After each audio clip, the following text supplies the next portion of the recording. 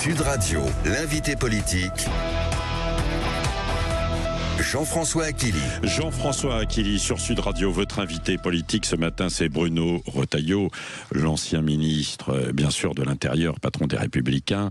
Et je le rappelle, les auditeurs peuvent appeler entre 8h30 et 9h. Vous aurez la parole, vous pourrez poser directement vos questions à Bruno Retailleau. Bonjour Bruno Retailleau. Bonjour Jean-François Aquili. Jamais le président n'a envisagé de créer un label d'État pour les sites d'information et les médias, et encore moins de ministère de la vérité, martelé hier par Rachida Dati à l'Assemblée nationale.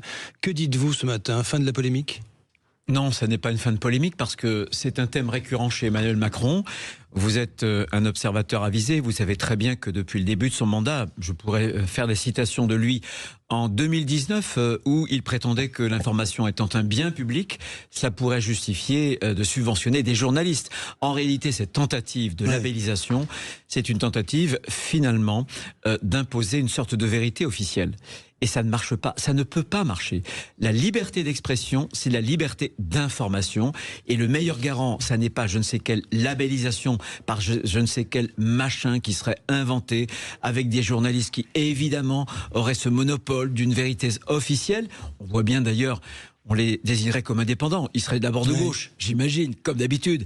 Et du coup, je pense que, franchement, c'est une très mauvaise idée. Et cette idée-là, il faut la combattre. Laurent Wauquiez l'a trouvé très clair. Je le cite, il a dit ça sur TF1 ce matin, hier, à l'Assemblée nationale. Non mais Rachida Dati, elle est ministre d'un gouvernement. Elle était envoyée en mission pour essayer d'éteindre le feu que le président de la République a lancé. Simplement, je voudrais vous rappeler que c'est stupéfiant, et je pense que ça n'est jamais arrivé depuis le début de la Ve République que lundi, l'Élysée, sur un compte officiel, désigne des journalistes, des hommes politiques. Vous parlez de la vidéo, votre serviteur, par exemple, pour répondre très directement. Il a désigné des hommes politiques, il a désigné des journalistes, il a désigné un groupe de presse. C'est du jamais vu. Alors c'est quoi ça? C'est pas une tentative d'immixtion du président de la République dans la vie de l'information? Je le répète, il ne peut pas y avoir de vérité officielle. Il ne peut pas y avoir de monopole de la vérité. 37 210 signatures, c'est cette pétition que vous avez mise en ligne, vous y dénoncez une dérive, je vous cite, aussi scandaleuse que dangereuse. Vous maintenez la pétition en question? Je maintiens et j'appelle tous les auditeurs à signer cette pétition. Malgré la mise au point. Mais cette mise au point, c'est toujours le flou. On peut reprocher, je l'ai souvent fait, au président de la République de varier. Il a beaucoup dit et il s'est beaucoup contredit. Mais alors si il y a un point sur lequel il ne varie pas depuis des années, c'est cette tentative finalement d'une dérive que j'appelle la dérive d'un progressisme autoritaire. Mais vous pensez qu'il veut entamer une carrière de dictateur à la fin de son mandat? Non, mais je parle de dérive et je parle d'un progressisme autoritaire. C'est celui de ceux qui se sentent appartenir au camp du bien et qui voudraient finalement régir la vie intellectuelle, la vie de l'information, l'expression publique auquel ont droit pourtant les Français. Ils parlent désormais de labellisation. Mais qui nommerait ceux qui labelliseraient? En clair, qui labelliserait ceux qui labelliseraient? On voit bien qu'il y aurait un tri, on voit bien qu'il y aurait les bons journalistes, les mauvais journalistes, les bons médias, les mauvais médias. Non, il y a évidemment, les fake news existent, et je pense qu'il y a sans doute des choses à faire, notamment sur les réseaux sociaux. Moi, je pense, parce que je suis pour la liberté, mais le pendant de la liberté, c'est la responsabilité. La loi ne peut pas grand-chose, Bruno Retailleau. Non, mais d'abord, il n'y a pas de réactivité là-dessus. Absolument. On a d'abord une loi qui existe, la loi 1881, et qui punit la diffusion de mauvaises nouvelles. Ça, c'est une chose. En revanche, par exemple, sur l'anonymat des comptes, moi je pense que je suis pour la liberté, mais je pense encore une fois qu'il faut la responsabilité. Il faut être capable de ne pas se masquer. Par ailleurs, les plateformes bénéficient d'un statut qui est d'hébergeur et non pas d'éditeur. Vous êtes patron d'un journal, vous pouvez être condamné pour ce que vont écrire vos journalistes. patron d'une plateforme, vous engrangez beaucoup d'argent et votre statut d'hébergeur vous déresponsabilise. Moi, je suis pour la responsabilité qui est le pendant de la liberté. Et ce label, à vos yeux, ne résoudrait rien. Encore un mot là-dessus. Ça serait pire, ça empirerait parce que ça ferait naître, ça nourrirait le complotisme. Parce que les médias qui seraient labellisés officiellement, eh bien la plupart des gens diraient mais non, attention, il y a un label officiel, donc il faut se détourner, il faut aller ailleurs. Évidemment. C'est comme ça que ça marche la vraie vie. Vous l'avez fréquenté pendant des mois, Bruno Retailleau. Emmanuel Macron, vous dites quoi? Il panique? C'est la fin du mandat? Il cherche... Non, je pense qu'il ne panique pas, mais c'est la certitude de ces gens qui pensent qu'ils appartiennent au camp du bien. Voilà, c'est tout. Et je pense qu'il faut combattre parce que la liberté d'information, elle est constitutive de la liberté d'expression qui est un bien précieux dans une démocratie. Bruno Retailleau, la semaine prochaine, les députés, les Républicains vont-ils voter le budget de la sécurité sociale? C'est important. Très franchement, je pense que ce budget-là n'est pas votable. Et j'ai entendu hier d'ailleurs Édouard Philippe se prononcer. Écoutez, on s'est battu pour la réforme des retraites, pas parce que il fallait absolument que les Français travaillent plus, mais pour d'abord sauver effectivement le régime par répartition. Quand je suis né, il y avait 4 cotisants pour un retraité, un pensionné. Aujourd'hui, il y en a 1,6. C'est un système qui est en train de s'effondrer et on ne peut pas voter, je pense, un projet de budget qui augmente les impôts, par exemple la CSG sur les revenus du patrimoine, et qui dit aux Français non, il faut travailler moins. Mais si on travaille moins, on va tous s'appauvrir. Déjà, on s'est appauvri. Alors Bruno Retailleau, oui justement, ce sujet, Laurent Wauquiez, encore lui sur TF1, toujours ce matin, a dit « Je souhaite que ce budget soit voté, mais pas au prix de nouvelles hausses d'impôts ». Donc c'est un peu raccord avec ce que vous dites là à l'instant. Ce que je viens de dire. Vous vous êtes parlé avec lui, avec Laurent Wauquiez, sur la stratégie. Qu'est-ce que vous avez décidé concrètement? Qu'est-ce qui va se passer? Je pense que, en tout cas, je pense qu'il n'est pas votable, ni avec les impôts qui augmentent, ni finalement avec la suspension de la réforme des retraites. La réforme des retraites, cette suspension, elle est terrible, elle va appauvrir surtout les retraités de demain. On va faire porter le fardeau de ce poids aux plus jeunes générations. Et ça, c'est terrible. On est en train de creuser une fracture intergénérationnelle qui est épouvantable. La France est déjà divisée, fragmentée, archipélisée, et je pense qu'il faut prendre ses responsabilités. On ne peut pas laisser faire un gouvernement en jouant justement sur cette fracture-là. S'il y a une discipline chez LR, si, comme chez Horizon, nous verrons bien, il est question soit de ne pas voter, soit de voter contre. Oui, soit de s'abstenir, soit de voter contre. Qu'est-ce que vous allez faire chez LR? Parce qu'il en va de la survie de Sébastien Lecornu. C'est ce qui s'est produit avec Michel Barnier l'an dernier. C'est sur le vote du budget de la Sécu qu'il est tombé. Moi, je ne suis pas comptable de la survie d'un gouvernement. Mais d'accord, je suis comptable des intérêts. Si vous votez contre, c'est fini. Je suis comptable. Non. Écoutez, le Premier ministre a renoncé par lui-même au 49.3. Il a renoncé aussi aux ordonnances, à l'article 47. Le 49.3, je suis persuadé que jamais les socialistes ne voteraient une censure. Donc pourquoi n'utilise-t-il pas ce que la Constitution lui permet de faire pour avoir un budget conforme aux intérêts de la nation? Qu'est-ce que ça veut dire de voter pour voter un budget, pour absolument avoir un budget quand on sait que ce budget, il sera mauvais parce qu'il va creuser des déficits? Aujourd'hui, je pense que le déficit, si il était voté dans l'état actuel, serait supérieur à 24 milliards pour la sécurité sociale. On est en train de détruire un bien commun qui est sans doute le plus cher aux Français, qui nous permet de protéger. Quand on est malade et quand on n'a pas d'argent, on peut aller à l'hôpital. Donc vous lui mettez en quelque sorte, mais la pression, un peu comme Édouard Philippe, pour qu'il reprenne ce 49.3 et qu'il l'assume, c'est ça? Il faut l'assumer. Il faut l'assumer et je dis très clairement que on ne peut pas voter un budget à tout prix. On ne peut pas vouloir le chaos, on a le chaos. Et avec la suspension de la réforme des retraites, ça sera pire, c'est le chaos pour demain. Parce que avec cette suspension, Monsieur Lecornu a indiqué à la rue notamment que demain, une réforme courageuse pourra peut-être être votée, mais qu'il y aura un deuxième, un troisième tour dans la rue. Et que ce qui sera voté la veille pourra être détricoté par une sorte de coup de force le lendemain. C'est terrible. Et ça, c'est le vrai chaos pour l'avenir. Ce n'est plus le PS qui va peser dans cette histoire, c'est vous qui voulez peser désormais.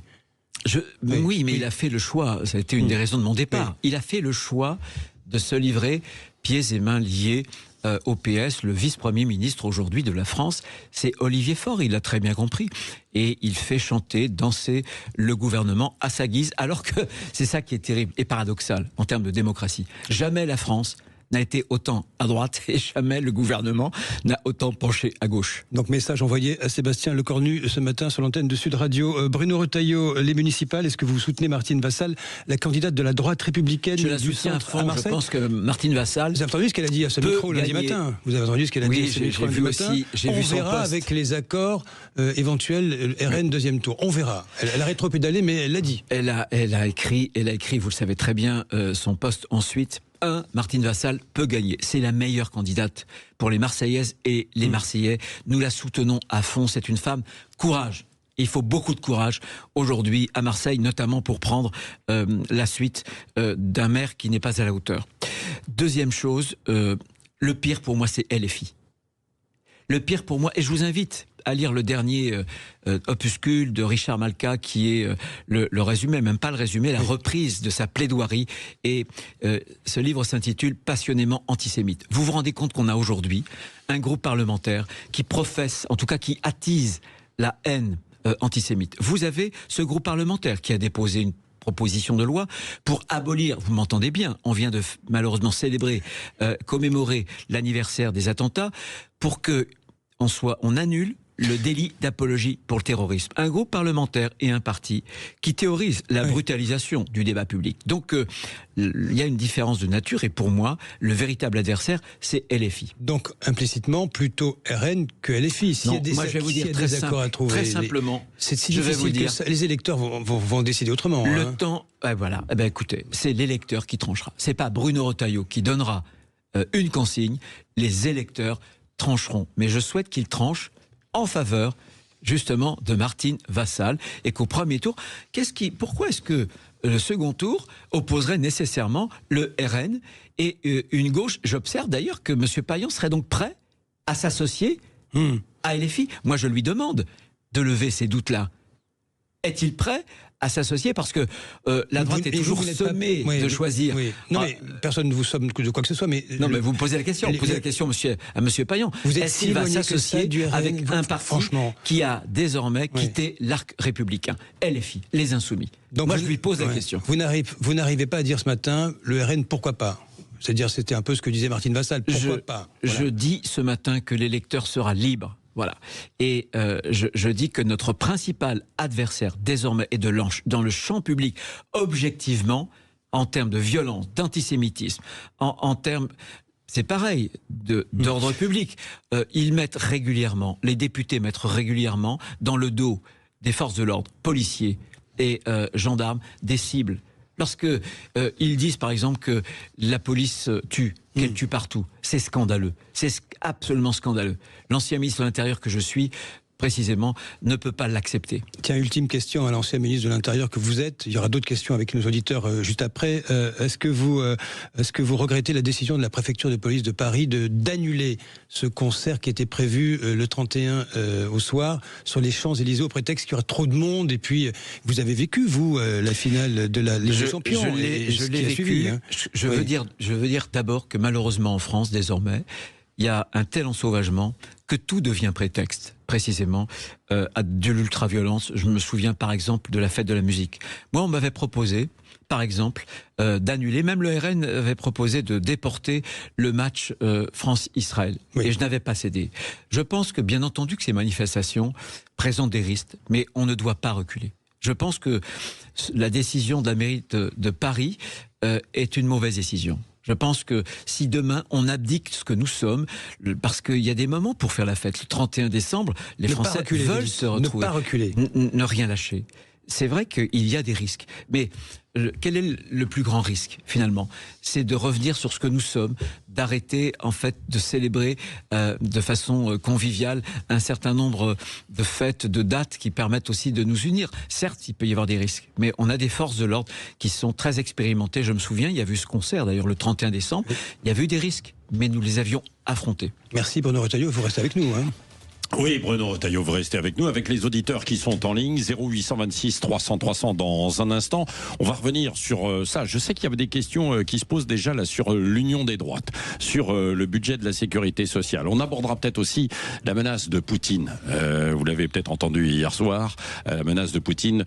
Si l'Europe veut la guerre, nous on est prêts. C'est ce qu'il a dit. Alors évidemment, sous forme de provocation, j'aimerais vous entendre là-dessus. Et puis il y a aussi toujours, puisque nous sommes dans la période de Noël, les polémiques sur les crèches dans les mairies. Ça continue évidemment. Bruno Retailleau dans un instant avec vous. Le Grand Matin Sud Radio, 7h-10h. Patrick Roger. Avec Bruno Retailleau, toujours l'invité de Jean-François Killy sur Sud Radio, et bien sûr. Et puis vos questions au 0826 300 300 et beaucoup d'auditeurs qui sont en ligne. Je vais vous demander d'être assez bref dans vos questions, bien sûr, pour que Bruno Retailleau puisse dialoguer, échanger avec vous. C'est tout d'abord Davidé de Marseille qui est avec nous. C'est jusqu'à 9h. Hein. Davidé, bonjour. Oui, bonjour à tous. Bon, quelle est votre question? Bruno Retailleau vous écoute. Hein. Bonjour Monsieur Retailleau. Vraiment bonjour David. Très heureux d'avoir écouté les vérités que vous venez de dire et d'avoir une personne comme vous, ministre de l'Intérieur, et d'avoir surtout la chance de pouvoir vous poser une question que des millions de Français se posent et qui est liée au choix de votre parti pour remettre notre pays à l'endroit où il mérite toujours d'être. Monsieur Retailleau, avant de vous poser ma question, j'aimerais très brièvement me présenter pour que vous puissiez comprendre le pourquoi. Rapidement, parce qu'on a demandé des questions, hein, sinon évidemment il n'y aura pas de place pour les autres qui appellent. Hein. Allez-y David. Oui. Je ne suis pas un Français de souche, mais fièrement de racines en y étant né, et j'ai vécu 10 ans en Israël pour comprendre mes origines. Mes parents et leurs ancêtres de religion juive ont vécu plusieurs siècles extrêmement heureux dans un pays du Maghreb où chrétiens, musulmans et juifs vivaient ensemble et en paix. Mais ils ont eu la malchance de rencontrer dans leur Tunisie natale l'armée allemande et l'extrémisme nazi qui ont exécuté, même de l'autre côté de la Méditerranée, des soldats français et des civils de toutes les religions. Comme aujourd'hui, nous faisons face à d'énormes problèmes créés par d'irresponsables politiciens d'hier et d'aujourd'hui, beaucoup de Français prient chaque matin pour que la droite française, héritière des valeurs de résistance du grand Charles de Gaulle, reprenne le pouvoir pour que la France redevienne ce qu'elle a pratiquement toujours été, un pays de liberté, d'égalité et de fraternité. Ma question, Monsieur Retailleau, pensez-vous que LR, le parti que vous dirigez, pour lequel j'étais hier un électeur assidu et que je pourrais redevenir demain, aurait enfin la volonté et la grandeur de faire partie de la vitale union des droites qui nous fera gagner en étant constituée par le Rassemblement National, Reconquête et Patriotes, Debout la France, et nous l'espérons tous, LR, créé par Nicolas Sarkozy, victime lui aussi de la folie ambiante. Pour conclure, j'ajouterai que les partis que nous devons... Alors, bon, votre question, Davidé, oui, on a compris. Davidé, il faut jouer le jeu, sinon on ne jouera plus le jeu de vous donner en fait la parole. On veut évidemment des questions, alors que vous exposiez quelque chose, mais bon. Donc votre question, c'est quelle est votre position donc sur l'union des droites, ce que dit Davidé, je ne trahis pas Bruno Retailleau. Non, je veux répondre à Davidé et je veux lui dire que justement mon projet, c'est l'union de tous les électeurs de droite. Ouais. Moi, je pense que ceux qui partagent des convictions qui sont communes doivent pouvoir se retrouver pour relever la France. Je ne crois pas, moi, à la tambouille des appareils. D'abord parce que Marine Le Pen, elle le dit elle-même, elle n'est pas de droite. Elle a un logiciel, je pense, qui est un logiciel socialiste. D'ailleurs, au moment du budget, le Rassemblement National a voté pour plus de 30 milliards d'impôts supplémentaires. C'est pas ça qui va permettre de redresser la France.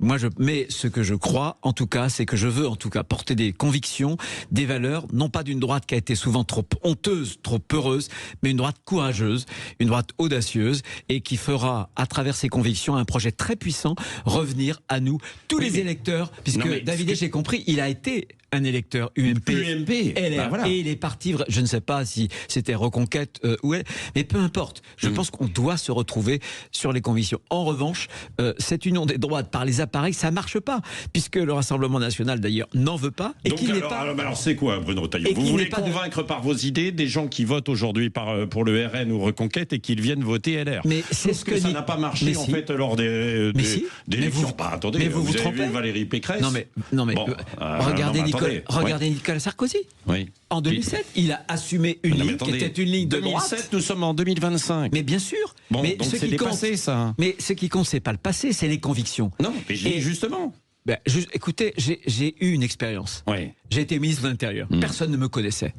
J'ai créé des polémiques quand j'ai dit que l'immigration n'était pas une chance. J'ai créé des polémiques quand j'ai indiqué que cette idéologie 68arde qui avait tué la notion de discipline, de hiérarchie, d'autorité, avait été une fabrique de barbares. J'ai créé ces polémiques. Les gens ne me connaissaient pas et en réalité, quand ils m'ont découvert, quand ils ont découvert ces convictions, ils ont adhéré tout de suite. J'ai fait plein de réunions. Oui. Et j'avais des électeurs du Rassemblement national qui venaient... C'est vrai, mais aujourd'hui, quand on regarde les sondages, c'est Jordan Bardella qui a 36,5 et ce n'est pas un candidat LR ou un autre qui est à ce score-là. Et Bardella, parce que vous avez dit, oui, le RN, c'est plutôt socialisant dans son programme. Bardella, visiblement, veut mettre un programme plus libéral. Dans ces conditions, est-ce qu'il y aurait... s'affiche pro-business. Hein. Oui, pro-business. Mais pendant ce temps-là, ces députés votent des dizaines de milliards d'impôts. Ça ne marche pas. Et j'ai une conviction, ça sera peut-être lui, Marine Le Pen, je ne le sais pas. Si c'est lui, moi je dirais aux Français, écoutez, vous avez sans doute aimé un jeune président de la République de 40 ans. Vous allez sûrement adorer un président de la République de 30 ans. Il est trop jeune. Je pense que l'expérience, ça polie l'âme d'un homme et d'une femme. Et je pense qu'on ne s'improvise pas à cette plus haute fonction sans avoir rien géré. Ni grande collectivité, ni entreprise. Bon, donc il n'y aura jamais d'accord avec le RN. Pour vous?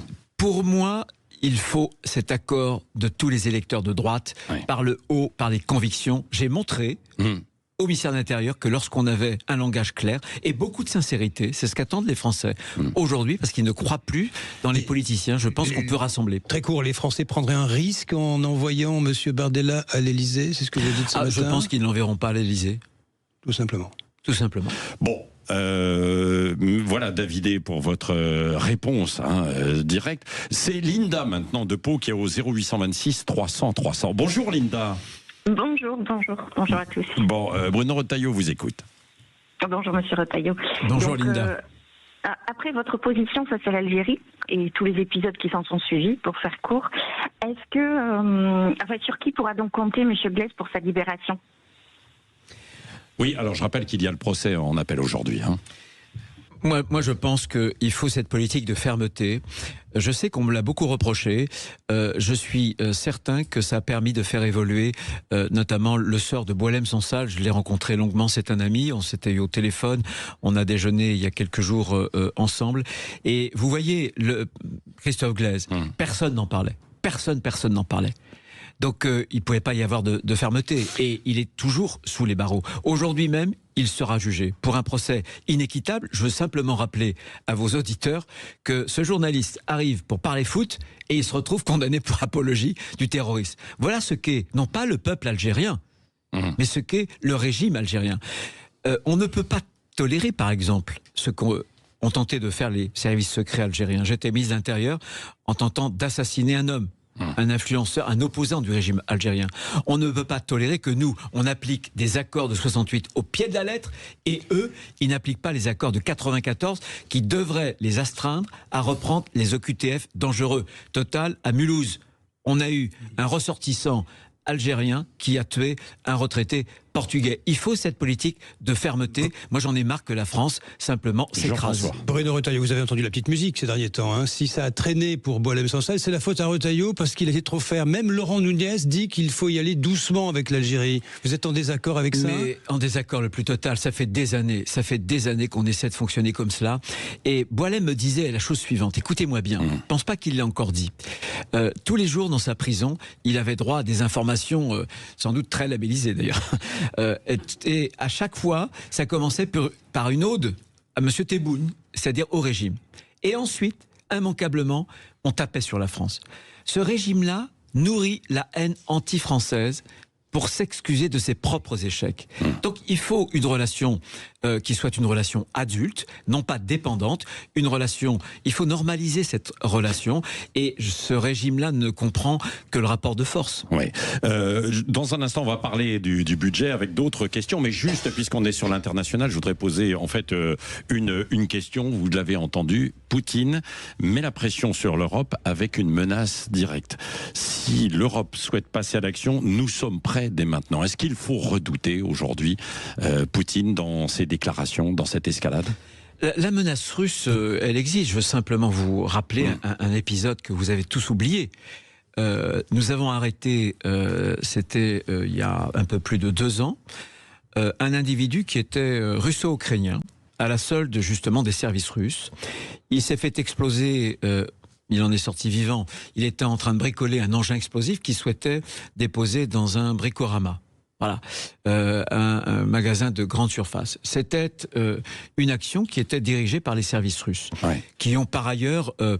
Ce que vous voulez dire, c'est qu'il y a déjà des actions qui sont menées isolées. C'est ce qu'on appelle la guerre hybride. La guerre hybride, oui. Et les béni-oui-oui ou les naïfs se trompent en termes notamment de guerre de cyber, en termes aussi, par exemple, les mains vertes, les mains rouges, les têtes de cochon. Donc il faut redouter véritablement ces déclarations, on sait d'où ça vient. Oui, menaces. Mais à la fois, n'ayons pas de comportement belliqueux. Ça ne sert à rien. Ça ne sert à rien. Simplement, Emmanuel Macron est trop belliqueux dans ses déclarations et son comportement. Non, mais le problème d'Emmanuel Macron, c'est qu'il a varié. Souvenez-vous, il a été accusé au début de la guerre, en 2022, par les partenaires européens de tendre la main à Poutine. Moi, j'estime qu'il était dans ce rôle. Et ensuite, il a varié à 180 degrés pour être à la pointe, si j'ose dire, de cette lutte-là. Ce que je dis, moi, c'est qu'on ne peut pas, en tout cas, minimiser la menace russe. Il faut s'y préparer. Il faut être fort, mentalement fort, voilà, et en termes militaires aussi, évidemment. Oui. Allez, on continue avec vous, Bruno Retailleau, invité exceptionnel sur Sud Radio jusqu'à 9h avec vos questions au 0826 300 300 dans un instant. Le grand matin Sud Radio, 7h10h. Patrick Roger. Bruno Retailleau toujours avec nous. C'est bien de parler en direct avec les auditeurs. Moi j'adore. Je passerai beaucoup de temps à leur répondre. Voilà, c'est Julien de Chambéry qui est avec nous. Bonjour Julien. Bonjour à vous, bonjour Monsieur le Ministre, bonjour. Bonjour Julien. Posez votre question. Oui, donc je voulais savoir au niveau des Républicains, jusqu'à quand allons-nous indirectement soutenir ce gouvernement macroniste, puisque lorsque l'on voit là au niveau des discussions budgétaires, c'est toujours la même chose, on ne revoit jamais les dépenses et c'est toujours les mêmes qui trinquent. Et là, quand on voit également les débats sur les droits de succession, moi c'est quelque chose qui me fait bondir, donc je voudrais savoir jusqu'à quand allons-nous encore supporter les différents gouvernements centristes macronistes, puisque nous sur le terrain, nous n'en pouvons plus. Bon, donc c'est le positionnement très précisément pour le budget 2026, ce que vous dites. Je Julien, l'ai dit, je vais le répéter. Oui. Je comprends totalement ce que ressent Julien. Pour moi, le budget, en l'état actuel, il n'est pas votable. Et ce que je veux dire en précisant, c'est que ce qui a enfoncé la France et les Français, parce que personne ne l'a trop dit, mais depuis quelques mois, le niveau de vie des Italiens, qui a toujours été en dessous des niveaux de vie des Français, est passé au-dessus du niveau de vie des Français. Ça, on s'appauvrit. Pourquoi on s'appauvrit ? On s'appauvrit à cause des vieilles lunes socialistes. On nous a dit, travaillez moins et vous vivrez mieux. Et là, on suspend la réforme des retraites pour moins travailler. Première erreur. Deuxièmement, on vous a dit, l'impôt est rédempteur. On est le pays de l'OCDE le plus fiscalisé. C'est confiscatoire, notamment en matière de transmission. Et on en rajoute cette fois-ci. Et enfin, le vrai problème, Julien l'a très bien dit, c'est la baisse de la dépense publique. Là encore, on a une baisse faramineuse qui a créé 3 400 milliards de dettes. Et aujourd'hui, demain, dans 2 ans, écoutez-moi bien, la totalité de l'impôt sur le revenu sera absorbée par le seul paiement des intérêts de la dette. Donc, il faut tailler. Et il faut tailler notamment dans l'État. Il va falloir revoir la façon dont fonctionne l'État, mais aussi notre système social qui est beaucoup trop généreux et notamment qui peut encourager des gens qui vivent au crochet de la société. Jean-François, qu'il y ait une précision par rapport au budget, Julien se demande ce qui va se passer à la sortie, ce que vous allez faire, vous y avez répondu tout à l'heure, et vous avez vu ce qu'a dit Maude Bréjean, la porte-parole du gouvernement ce matin. Elle martèle, nous n'utiliserons pas le 49.3. Il n'y aura pas de 49.3. Ça veut dire qu'en fait, si vous votez contre, ce gouvernement tombe.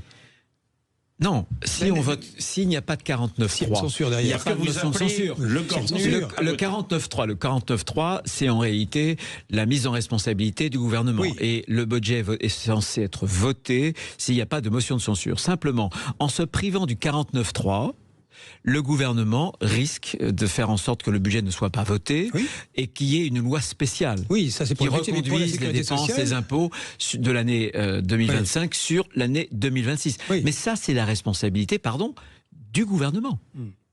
Voilà.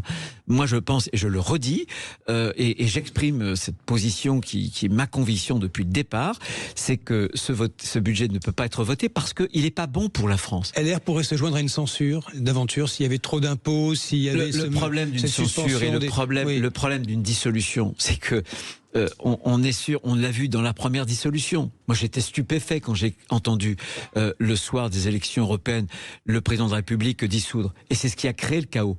Et il n'est pas du tout certain qu'une nouvelle dissolution donne à l'Assemblée nationale pas de censure. Une majorité. À la censure. Pas de censure. Écoutez, mais le gouvernement ne posera même pas la question.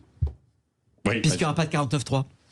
Sauf si, comme vous le dites, vous l'appelez, ce qu'il y ait je pense que le 49.3. Parti Socialiste a tout sauf une envie de voter une censure aujourd'hui. Oui. Bon, autre question, c'est Muriel de Béziers qui est avec nous. Bonjour Muriel. Bonjour et bonjour Monsieur Retailleau, vous êtes mon président puisque je suis une républicaine depuis des années, donc vous deviez venir à Béziers mais bon ça s'est pas fait, vous avez démissionné. Alors une question, pourquoi vous nous avez imposé de soutenir Monsieur Ménard ? Ma réponse, elle est simple, parce que c'est celui qui me semble mieux porter nos convictions. Vous et que habitez Béziers, Monsieur le Président ? Celui qui, si Robert Ménard est menacé, c'est par le Rassemblement National. Et Robert Ménard est un maire talentueux, je l'ai vu comme ministre de l'Intérieur, c'est un maire qui s'engage. Et vous savez, la question de la délinquance, c'est pas du tout une fatalité. Moi, je vois bien que quand il y a des maires qui s'engagent, on parlait tout à l'heure de Marseille, je pourrais parler de Grenoble, mais quand on a des maires de terrain qui s'engagent, qui font vraiment tout ce qu'il faut pour qu'il y ait ce qu'on appelle un continuum de sécurité, une coopération entre la police nationale et la police municipale, avec des policiers municipaux qui sont armés, avec un réseau de vidéosurveillance qui est très très dense, alors on arrive à se doter de nouvelles armes. Eh bien, moi, je préfère très largement soutenir Monsieur Robert Ménard à quiconque que d'autres, et notamment à la liste RN. C'est une prise de guerre au RN que vous faites là, Bruno Retailleau. Ça n'est pas du tout. En guerre. Il a le RN, vous le savez parfaitement, a fait chuter. Elle était une députée qui travaillait le plus, Emmanuel Ménard. C'est le RN qui a fait chuter Emmanuel Ménard parce que oui. Robert Ménard, voilà, c'est un peu un électron libre, c'est un homme extrêmement libre et il n'a pas supporté l'enrégimentement, en tout cas l'encasernement. Voilà. Eh bien, je le redis, moi je souhaite que nous le soutenions à Béziers. Bruno Retailleau, il y a René, un autre auditeur qui ajoute, mais finalement, vous prenez le risque de ne pas annoncer une coalition des souverainistes pour une union des droites. Alors, René, René me connaît sans doute parce que je viens de cette mouvance du souverainisme. Je n'ai pas voté, j'ai voté non au traité constitutionnel de 2005 et j'étais furieux lorsque Nicolas Sarkozy, François Fillon nous avaient repassé le plat par le Parlement avec le traité de Lisbonne et je suis, je crois, le seul parlementaire de droite à avoir refusé de voter le traité de Lisbonne parce que je pense que les parlementaires ne devaient pas contredire ce que le peuple français avait dit par le non au traité constitutionnel. Oui, mais là, il dit en fait aujourd'hui avec d'autres souverainistes et notamment le RN, quoi. Écoutez, le souverainisme pour moi, c'est l'indépendance de la nation, c'est le gaullisme. Et j'ai dit tout à l'heure la raison pour laquelle le souverainisme, je vais m'expliquer très, très concrètement. Vous savez, le général de Gaulle, en 58, il arrive, la France est à bas. Il ne va pas faire d'abord une politique de souverainisme, d'indépendance. Il va faire une politique économique de souveraineté. C'est-à-dire qu'il va faire avec Pinel, le nouveau franc, et avec Armand Roeff, un plan de libéralisation de l'économie qui va d'abord redonner de la force à la France et ensuite il fera une politique de souveraineté et d'indépendance.